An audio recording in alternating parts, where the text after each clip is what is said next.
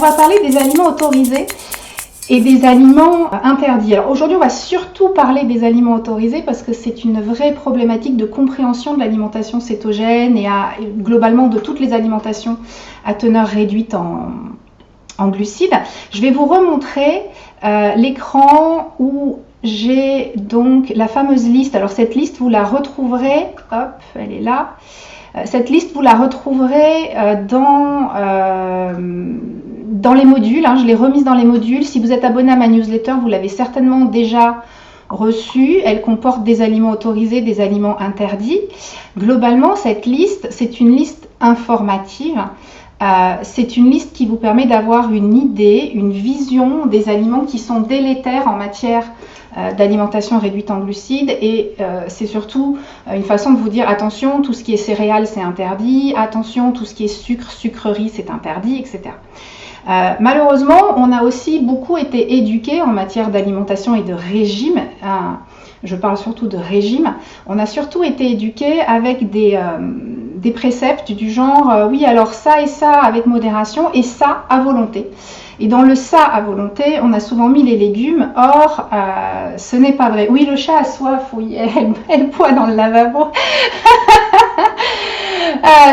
Donc on a souvent mis les légumes dans les choses à volonté, or c'est une erreur en alimentation cétogène et je vais revenir sur quelque chose qu'on avait partagé déjà à nombreuses reprises.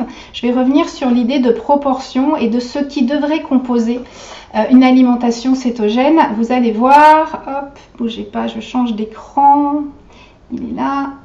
Voilà, vous allez voir mon illustration. Donc cette illustration, je vous l'ai déjà partagée sur mon site. Je vais la remettre dans les modules.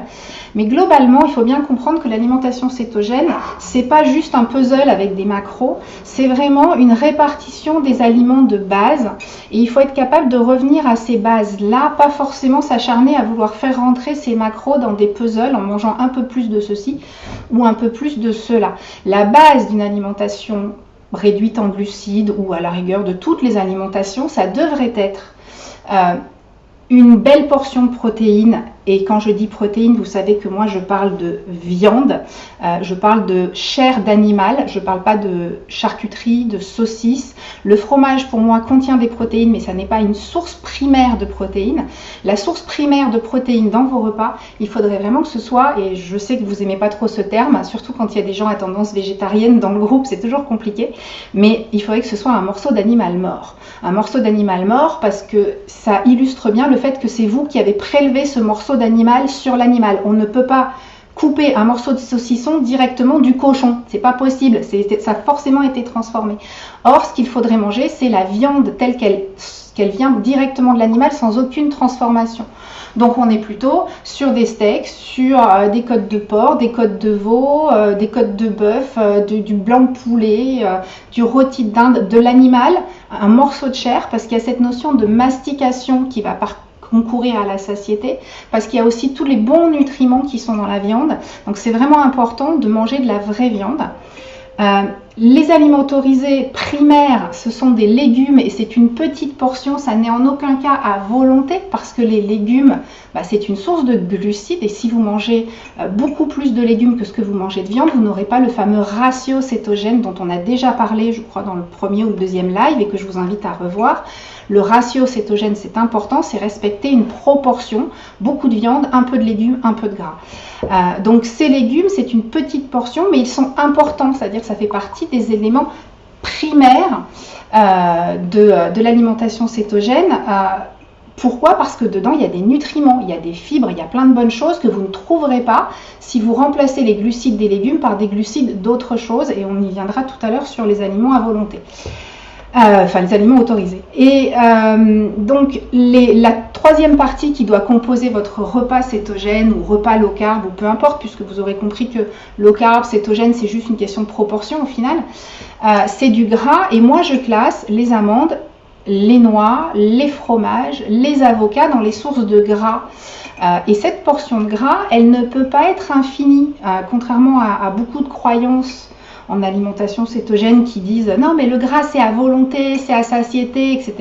Le gras ça fournit de l'énergie, mais si vous mangez trop de gras, alors au début c'est bien d'en consommer beaucoup parce qu'effectivement ça apprend à votre corps à manger du gras et à tirer son énergie du gras, mais à un moment donné, si vous continuez à lui apporter du gras externe, il n'a aucune raison de venir chercher le gras stocké, hein, le fameux gras qu'on a dans nos hanches. Donc ce gras-là, pour venir le déstocker, à un moment donné, il faut apprendre aussi à limiter son apport de lipides. Alors quand je dis limiter son apport de lipides, ça reste quand même beaucoup plus lipidique que ce qu'on a l'habitude de manger dans une alimentation équilibrée.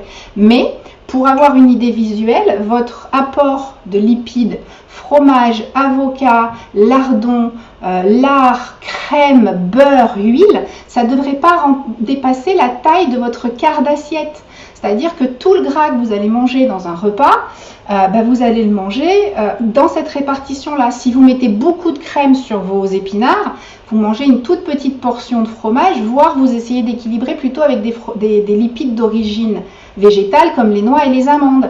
Si vous mettez beaucoup d'huile d'olive sur vos légumes, vous compensez avec plutôt du gras d'origine animale et donc un morceau de fromage, éventuellement des lardons dans vos légumes.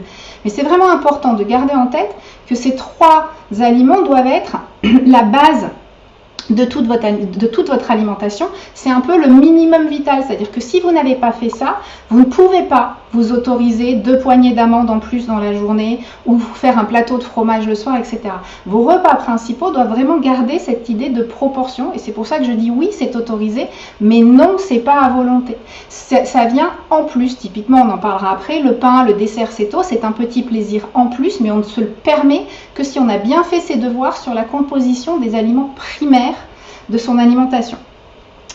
Et après, c'est pas fou, ça reste une question d'être raisonnable. Non, on ne peut pas faire un repas que de fromage, non. Enfin, une fois, oui, mais pas 3 soirs d'affilée. Non, c'est pas raisonnable. Non, on ne peut pas manger la moitié d'un pot de mascarpone avec de l'érythritol au dessert. Non, non, non, le mascarpone, c'est super gras, c'est plein de lait, c'est plein de lactose. Enfin, il y a plein de choses dedans. On en mange un petit peu, on s'en sert pour cuisiner. On en fait une exception, mais ça ne peut pas devenir un aliment quotidien et régulier. Il faut vraiment que dans la régularité, dans votre quotidien, vos assiettes, elles risquent d'être tristes à mourir, je le sais, mais il faut un morceau d'animal mort, une poignée de légumes, une poignée de gras.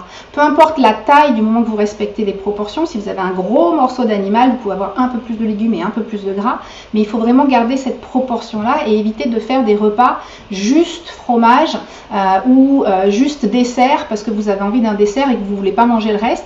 Et surtout, il faut arrêter à un moment donné de penser que parce que ça rentre dans vos macros et parce que c'est dans vos macros, c'est céto, c'est équilibré, c'est plus compliqué que ça. Les nutriments, les fibres musculaires de la viande que vous mangez concourent à la métabolisation des aliments que vous consommez. C'est hyper important de les garder.